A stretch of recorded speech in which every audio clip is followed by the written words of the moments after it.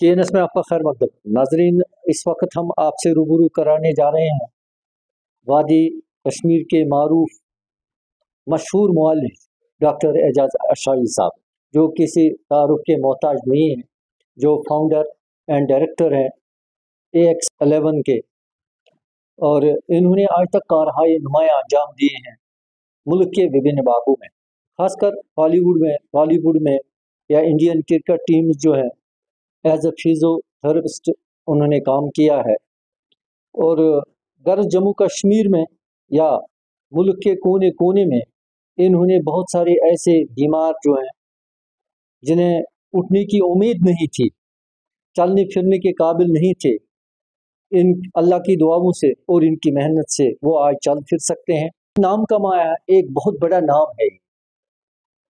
पहले डॉक्टर साहब का हम खैर मकदम करते हैं केएनएस में। डॉक्टर साहब बहुत बहुत शुक्रिया आपका अपना कीमती वक्त देने के लिए।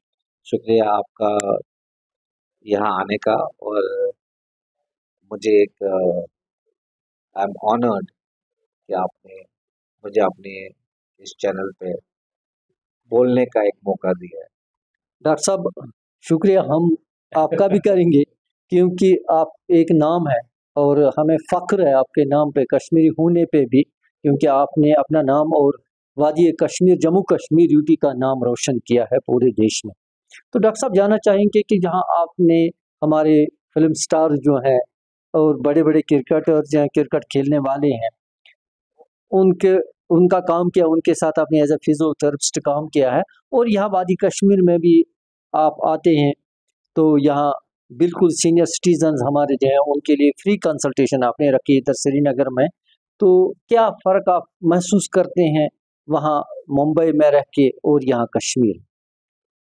जी, एक्चुअली क्या है, आपको एज ए डॉक्टर, जब आप एक डॉक्टर बनते हो तो आप जब टीम के साथ होते हो तो आपको एक एक्सपीरियंस होती है। इस टीम में 15 से 20 लोग होते हैं, तो 15 से 20 लोगों को आपको हर तरीके का अलग अलग एक डिफरेंट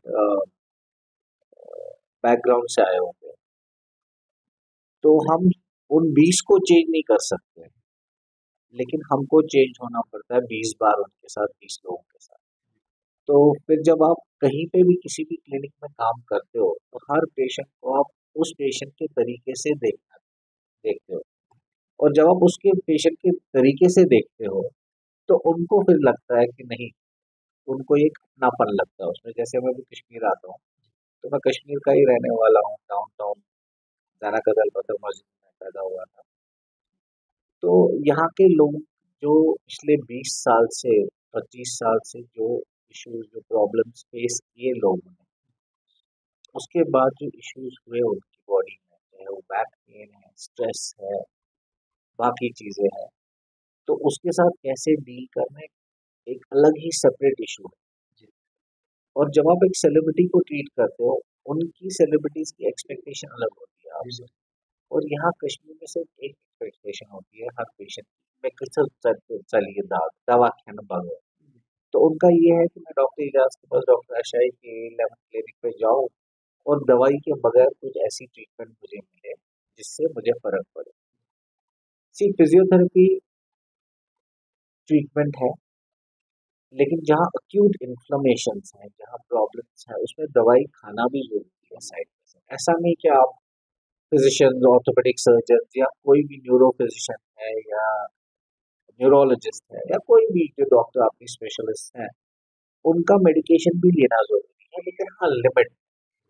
और जब वो मेडिकेशन से फर्क पड़ता है, उसके साथ साथ में जब आप ये फिजियोथेरेपी करते हो, जो आपकी मसल्स वीक हो गई होती है, तो वो एक स्ट्रेंथ आती है उन मसल में, तो ये लॉन्ग टर्म के लिए अच्छा रहता है।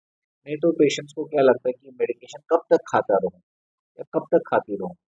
तो हम लोगों ने ये एक ऐसा प्रोग्राम स्टार्ट किया है यहाँ कश्मीर में कि हम आपको रोक नहीं रहे हैं डॉक्टर्स के पास जाने के लिए। आप जाओ, आप अपने फिजिशियन के पास जाओ, क्योंकि अगर आपको ब्लड प्रेशर है, आपको डायबिटीज है, उसकी भी एक्सरसाइजेस हैं जो आपको हेल्प करेंगी। It's a treatment combination of different medical treatment, जिसमें फिजियोथेरेपी भी आता है, जिसमें मेडिकेशन भी आता है, जिसमें बाकी एक्सरसाइज भी आती है।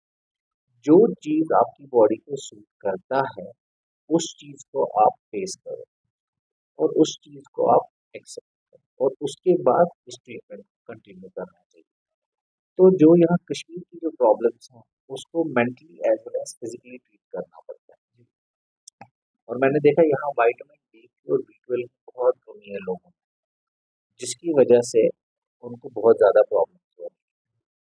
तो इसलिए हम लोग हमेशा कोशिश करते हैं हर 6-6 महीने के बाद जो सीनियर सिटीजन है वो ये विटामिन डी और B12 चेक करा ले और उसको मेंटेन करने की कोशिश करें। तो उनके जोड़ों में जो दर्द है वो कम रहेगा और जो मसल्स में भी स्टिफनेस आती है वो भी कम रहेगी। डॉक्टर साहब